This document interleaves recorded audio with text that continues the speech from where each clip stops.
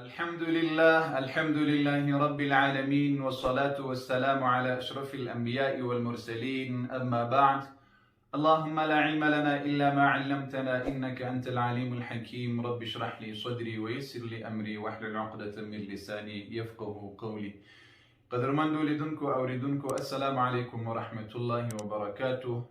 ډیرو دوستانو لیدونکو اوریدونکو به میسجان کول سقاری سه مختدی جنازه لمانځه په اړه یو مختصر معلومات راکړي. قدرمندو دوستانو نن به د جنازې د لمانځه طریقه تاسو ته ښیم. په څه طریقه باید د جنازې لمونځ وکړلی سي، څو فرضونه دي پکې، څو سنت دي او حکم د جنازې د لمانځه څه شی دی.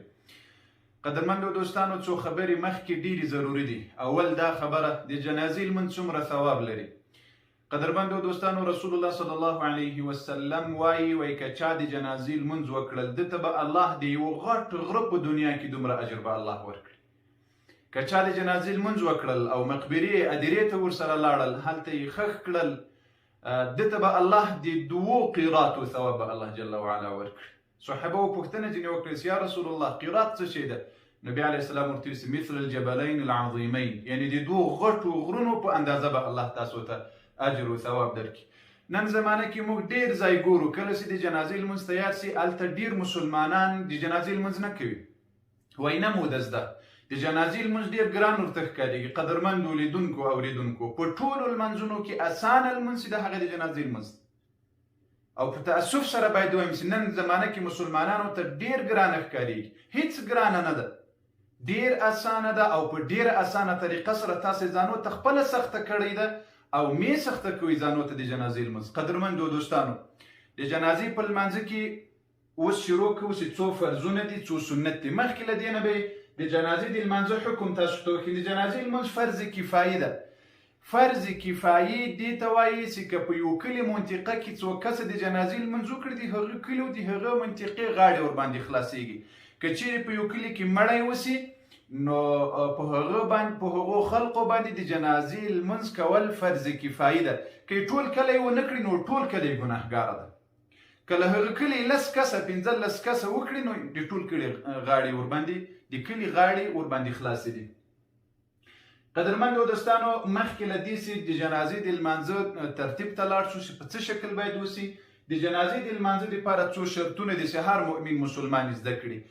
ګورې په ژوندو باندې هر هغه څه لازمي دي چې د 5 وخته لمنځونو دپاره یې کوي، لکه د لمانځه شرطونه: اودس به مو وي، کالي به مو پاک اغوستی وي، کوم ځای چې جنازې لمونځ کوي هغه ځای به پاک وي.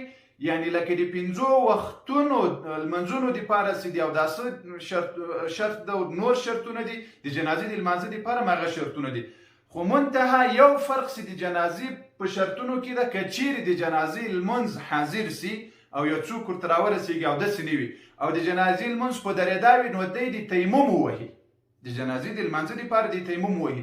متاسفانه ډېر خلق د جنازې لمونځ تیار وي، وایي د ما اودس نسته چې اودس کوم جنازې لمونځ رانه تېرېږي. نو قدرمنده وروره چې جنازې لمونځ تیار شو اودس دې نه و، په همغه لحظه باندې تیمم وکړه او په تیمامه باندې د جنازې لمونځ ورسره وکړه له نورو مسلمانانو سره. او یوه بله خبره ډېره ضروري ده قدرمندو دوستانو، د جنازې لمونځ ای مؤمنه مسلمانه غفلت مه پکې کوه. کیدای شي د تا په لمانځه د تا د دعا د جنازې لمونځ د دعا د جنازې لمونځ د دعا مړي ته دعا ده. قدرمندو دوستانو د تاسې په دغې دعا سره به الله جل وعلا هغه مړي ته مغفرت وکړي. ډېر دوستان غفلت کوي د جنازې په لمانځه کې. یو خدا د چې د تا د دغې دعا په برکت به الله دا مړي ته مغفرت وکړي. دوم دا ده کیدای شي الله جل وعلا د دغې لمانځه په خاطر تا ته مغفرت وکړي. د دواړو احتمال شته. یو خدا ده چې الله جل وعلا به د تا د دعا او د جنازې د لمانځه په برکت به مړي ته مغفرت الله وکړي، بله دا ده چې تا ته به الله جل وعلا د مغفرت سبب وګرځوي. دا د جنازې لمونځ هېڅ سستي مه پکې کوئ. مخکې حدیث مې درته ویل چې د قیرات د یو غټ غره په اندازه به الله فقط د جنازې په لمانځه تاسو ته اجر و ثواب درکړي. او که مو ښخ کړل نو بیا خو 2 غټ غرونه دي. قدرمندو دوستانو پوه شوئ د جنازې د لمانځه دپاره ټول هغه شرطونه دي چې د 5 وخته لمانځه دپاره دي. منتها فرق به درته وښودل سي جنازه تیاره سي نو د تا دپاره تیمم جواز لري چې د جنازې د لمانځه دپاره تیمم ووهي. د جنازې دپاره اول به دغه مړی متوفا به مسلمان وي، په مسلمان باندې به جنازه کوي، په کافر باندې جنازه نه دروه. الله جل وعلا په قرآن عظیم شان کې موږ منع کړي یو چې په کافر باندې به جنازې لمونځ نه کوي، متوفا به مسلمان وي. دوم، مړي ته غسل ورکول فرض دي. قدرمندو دوستانو، مړي ته به غسل ورکوي، هغه به له حقیقي نجاسته او له حکمي نجاسته دواړو به صفا وي، او د مړي کفن به هم له نجاسته پاک وي، او مړی چې په کوم تخته او کټ باندې مقبرې ادرې توړي هغه به هم صفا وي. په دې خو پوه شوست. دریم شرط، د مړي به ټول بدن او یا اکثره بدن به د جنازې په وخت کې حاضر وي. یعنې داسې به نه وي چې مړی نه وي تاسو جنازې لمونځ کوئ، نه خیر. د مړي به ټول بدن حاضر وي د لمونځ کوونکو مخکې، او یا به اکثره حصه د بدن حاضره وي.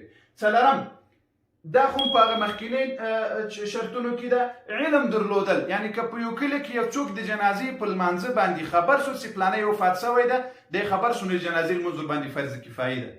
او که یو څوک نه و خبر په مړي باندې، په هغه باندې هیڅ حرج او ګناه نشته. په دې خو پوه شوسته قدرمندو دوستانو. د جنازې په لمانځه کې د جنازې لمونځ طریقه چې ده، د جنازې په لمانځه کې 2 فرضونه دي، 3 سنت دي. 2 فرضونه ولاړه قیام کول دي، دا فرض دي. ګوري 2 فرضونه څومره اسانه 2 فرض دي.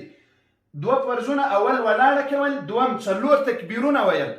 که یو مؤمن مسلمان راسي، یو مؤمن مسلمان د هغه نور هیڅ نه وي، فقط ودرېږي او له امام سره 4 تکبیره ووایي، نور د جنازې لمونځ شوی ده، فقط ودرېږي او 4 تکبیره ووایي.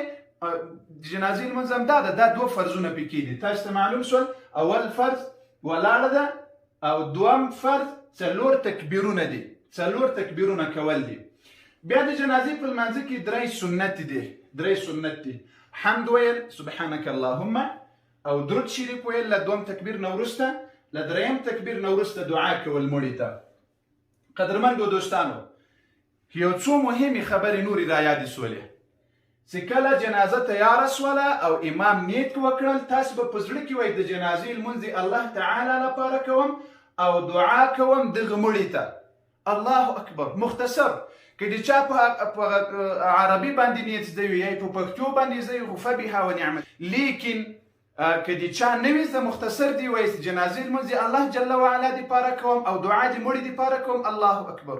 ډېر وروڼه په دې سوچ کې وي چې زه اوس څنګه د جنازې نیت وکړم. ضروري نه ده د ما قدرمنده وروره په خوله باندې ویل، هیڅ ضروري نه ده، نه فرض ده، نه واجب ده، نه سنت ده. په مستحب کې لا د بعضې علماو خبرې شته. پوه شوسته چې کله د جنازې دپاره مو نیت وکړل، زړه کې نیت کوئ چې جنازې لمونځ کومه، د مړي 4 تکبیره ثنا وایم د الله تعالی دپاره، درود په نبي علیه السلام باندې وایم، دعا د مړي ته کومه، اقتدا په دې امام پسې کومه، مخ مې د قبلې ته. په زړه کې داسې نیت کوئ. اما په خوله کې د خولې نیت ته اعتبار نشته. که مو ونه کړلم د جنازې لمونځ مه پرېږدئ په داسې شیانو باندې. داسې مو وویل، تاسې ته د جنازې فرض معلوم شو چې دغه 2 فرضه پکې دي، ولاړه او 4 تکبیره. که یو چا عذر درلودل، شل و، مریض و، په ولاړو یې نشوی کولی، جنازې لمونځ هم په نیاستو کولی شي. لیکن بې له عذره د جنازې لمونځ په نیاسته باندې نه دروه. او که له چا نه دا 4 تکبیره په جنازې کې پاتې شو، هغه لمونځ نه ده شوی. 4 تکبیره، الله اکبر فقط، او ولاړه. دا 2 پکې فرضونه دي. 3 سنت دي. متوجه سئ دوستانو. دا 4 تکبیرونه چې کله مو نیت وکړل، اول تکبیر الله اکبر له امام سره یو ځایي، سبحانك اللهم به ووایاسته.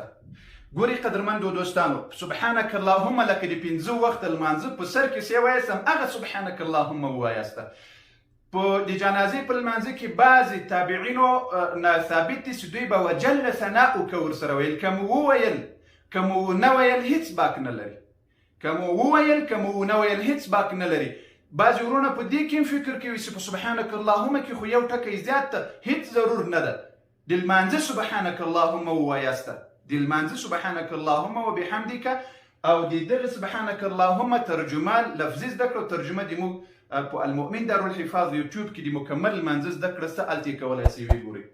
په اول تکبیر نه وروسته به څه شوی؟ سبحانك اللهم د لمانځه ثنا به ووایاسته. 2 تکبیر نه وروسته به درود شریف ووایاسته. ګورئ، درود شریف تر ټولو نه بهترین درود ابراهیمي ده. له ټولو نه بهترین درود څه دی؟ درود ابراهیمي ده. اللهم صل اللهم بارک، دا دوه دانې. بهترین درود څه دی؟ درود ابراهیمي ده. اللهم صل اللهم بارک، دا دوه دانې. لکه په تشهد کې چې موږ او تاسو وایو په اخیره قاعده د پنځه وخت لمانځه کې اللهم صل او اللهم بارک، دا درود ابراهیمي ده او دا تر ټولو بهتر ده، ډیر ثواب لري. بعضې ورونه په دې کې هم شبهه ورته لویږي چې د جنازې لمونځ له بعضې علماو نه مختلف اورېدلی وي. په نور هر قسم درود چې پکې وایې پروا نه کوي، اجازت شته درته. هغه بعضې الفاظ چې پکې بدل دي کما صلیت وسلمت وبارکت ورحمت، دغسې الفاظ بدل دي که هغه ووایم باک نه لري، که نور درودونه ووایم باک نه لري. خو بهتر څه شی ده؟ بهتر درود ابراهیمي ده، لکه پنځه وخته لمانځه کې چې وایي. دریم تکبیر نه وروسته دعا کول قدرمندو دوستانو، دغه دعا لږ په غور سره واورئ. له دریم تکبیر نه وروسته دعا کول اللهم اغفر لحینا، یو لفظ دغه وکسي اللهم اغفر لحینا ومیتنا وشاهدنا وغائبنا وصغيرنا وكبيرنا وذكرنا وأنثانا اللهم من أحييته منا فأحييه على الإسلام ومن توفيته منا فتوفه على الإيمان. دا له دریم تکبیر نه وروسته څلورم تکبیر باندې به سلام وګرځوئ. په څلورم تکبیر باندې سلام، په څلورم تکبیر باندې به سلام دواړو خواو ته وګرځوئ. قدرمندو دوستانو، یوې خبرې ته متوجه سئ. د نارینه دپاره چې لوی سړی وي او یا لویه ښځه وي، د هغو دواړو دپاره له دریم تکبیر نه وروسته دا دعا ویل. له دې دعا نه پرته نورې دعا یم له رسول الله صلی الله علیه وسلم نه ثابته دي. اللهم اغفره وارحمه وعافه واعف عنه واکرم نزله ووسع مدخله، دغه دعا ده تر اخیره پورې. که هغه دعا فقط پکې وایسته، که دا دعا پکې وایسته، دواړه صحیح دي. که دواړه یو ځایي وایستم هیڅ باک نه لري، مشکل پکې نشته. که چیرې ماشومانو یعنی نابالغه ماشومانو د هغو دپاره بیا دلته زه تاسو ته دعا ښیم، یعنې ماشومانو دپاره چې د هغو دپاره به تاسو بیا دا دعا وایسته. اوس فقط غواړم په دې سبحانک اللهم خو پوه سواست، په درود هم پوه سواست. د دې دواړو ترجمه ما تاسو ته وي، د المؤمن دارالحفاظ صفحه کې شته، ورې وګورئ، دلته دوباره ضرورت نشته. اللهم اغفر لحینا، اللهم یا الله اغفر لحینا، زموږ ژوندو ته مغفرت وکړه، ومیتنا او مړو ته مو مغفرت وکړه، وشاهدنا دا حاضرو ته مو مغفرت وکړه، وغائبنا او غیر حاضرو ته مو مغفرت وکړه، یعنې څوک نشته، وصغیرنا او وړو ته دې موږ مغفرت وکړه، وکبیرنا وړو ته دې مو مغفرت وکړه، وکبیرنا او لویانو ته مو مغفرت وکړه، وذکرنا نارینهو ته یې وکړه، او انسانا او د موږ زنانو ته یې وکړه.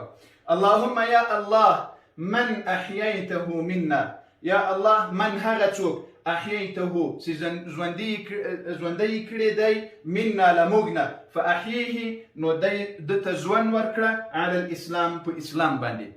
یعنې که څوک له موږ نه یا الله ژوندی کوي نو ژوند ورکړه هغه ته په اسلام باندې.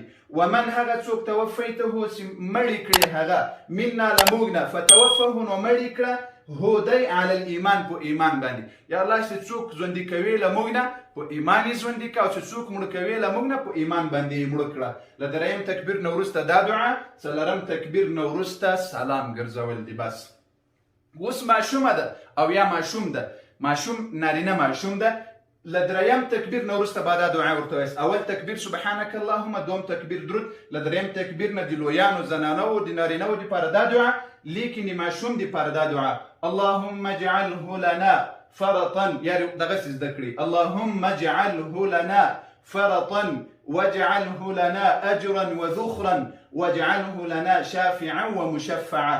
دا د نارینه ماشوم دپاره، د نارینه ماشوم دپاره. د ماشومې دپاره فقط دغه دوه ځایه به ورته بدل کړي، اللهم اجعلها لنا.